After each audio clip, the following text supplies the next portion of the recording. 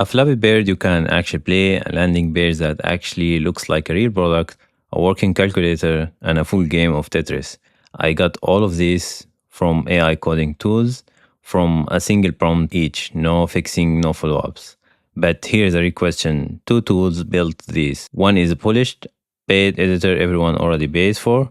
The other is completely free, open source, and runs entirely on your laptop. So can free actually keep up with the paid one? We have the same prompt, side by side. Let's find out. So we have two AI coding tools, the exact same prompt, no hand holding, one shot each. I paste identical instruction into both.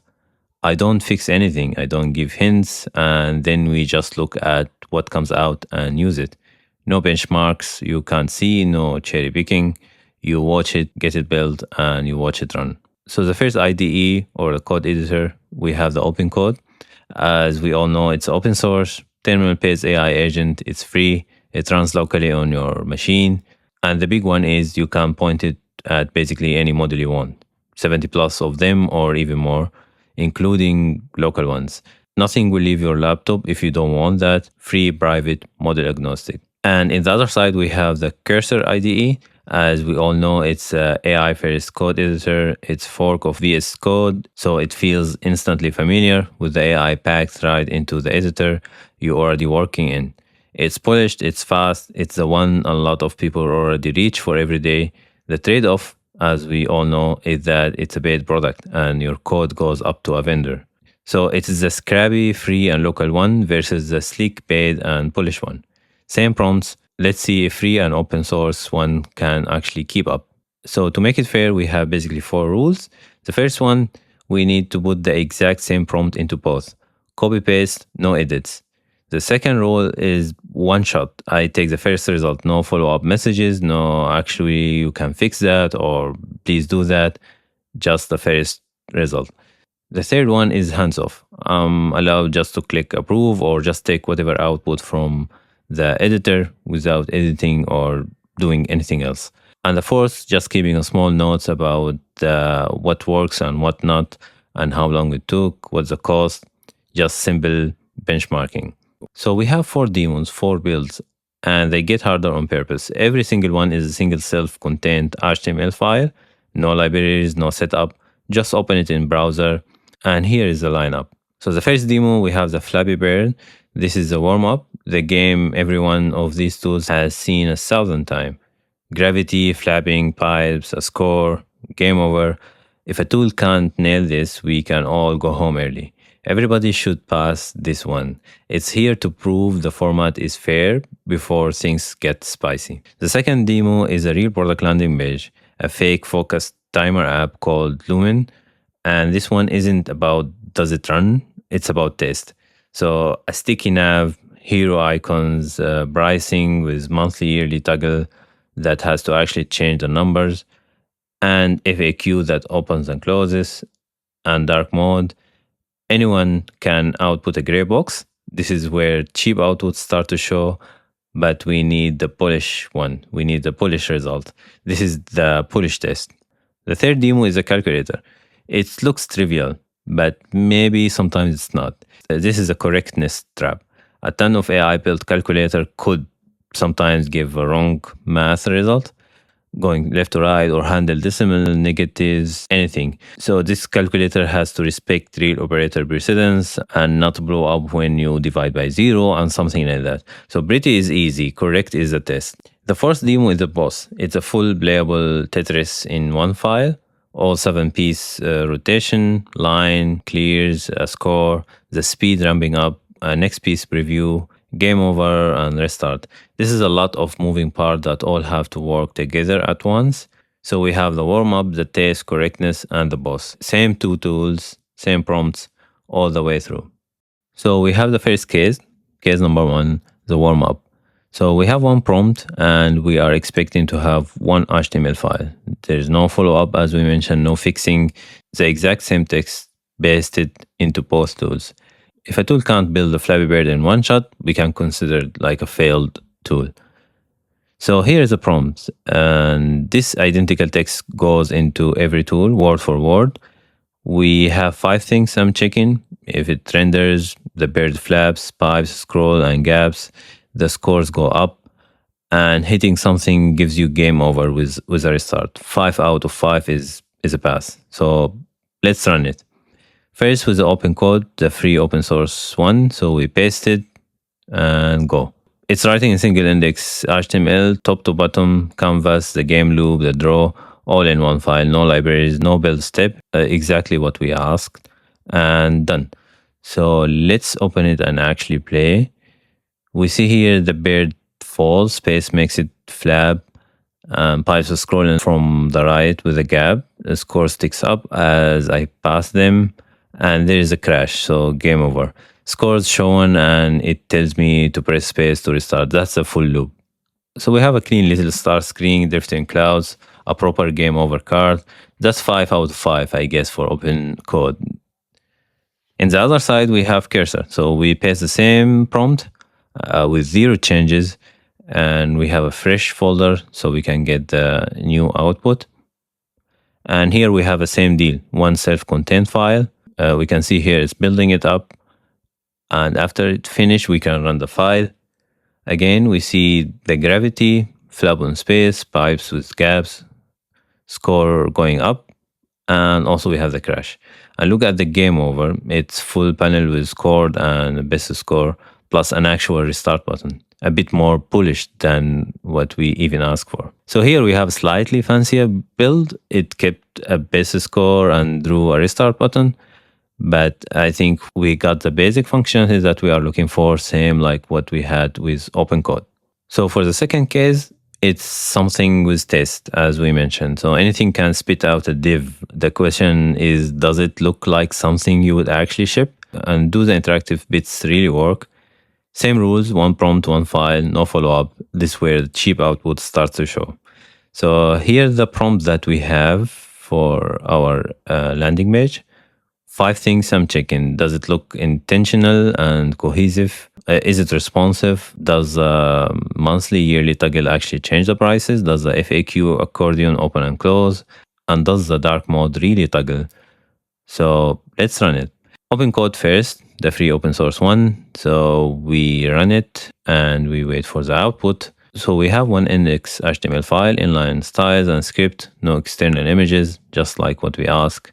And we can now open it. So the spacing and the palette looks cohesive.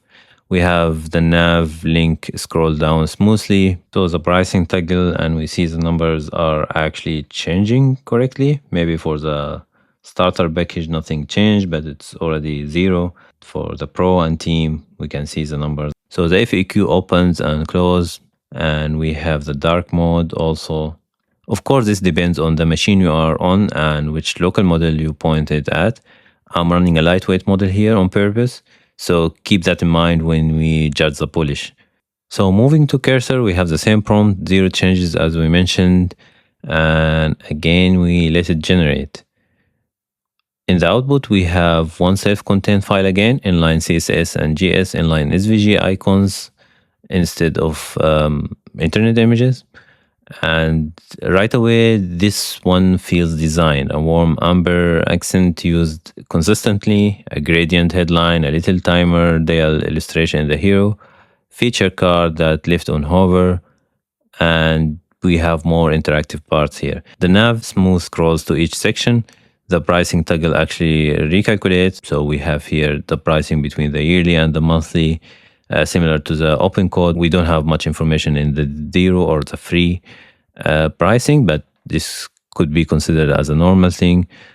Dark mode flips the entire palette and it remembers your choice. So this is the test gap on identical instruction. Cursor leaned into design, consistent ascent, real micro interactions, a hero illustration, and every requirement work. Opencode on the lightweight local model got the structure and the logic right, but the styling is a little bit plainer.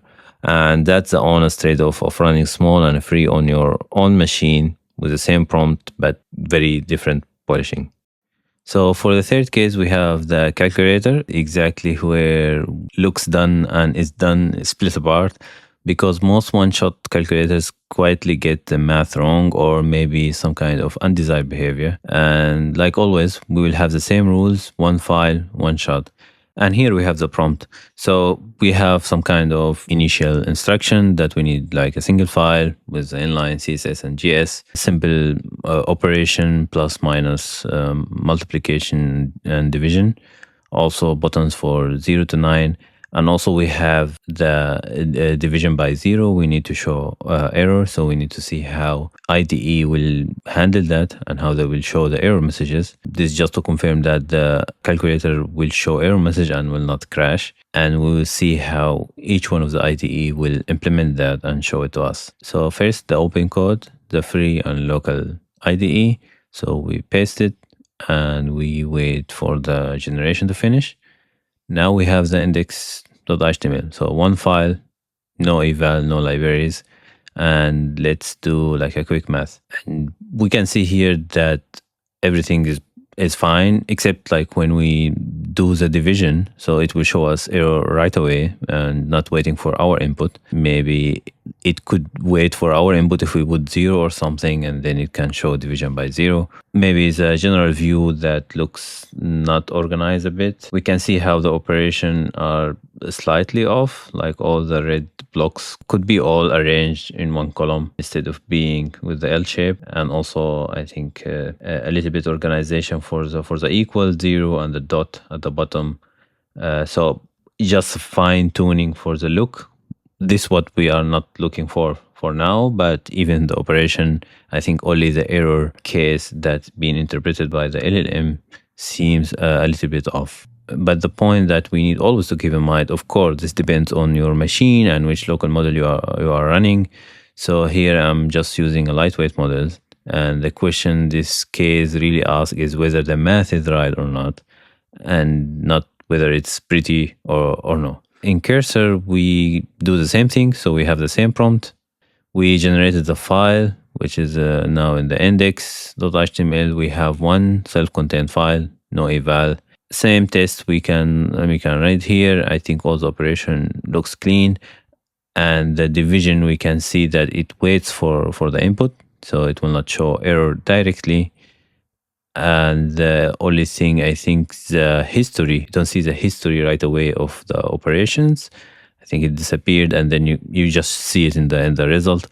Fine-tuning instruction should be followed to enhance the view and the functionality. But after all, we can see the view is better than what we saw in the opencode. A little bit organized, all the operations in the right side column. And we have the numbers and dot and 0 all organized in one area of the calculator.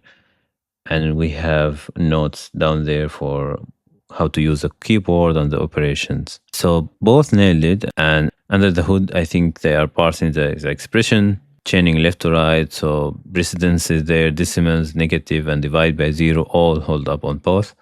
The only real difference is the look, I guess. Cursor is a bit more styled. Opencode is plainer.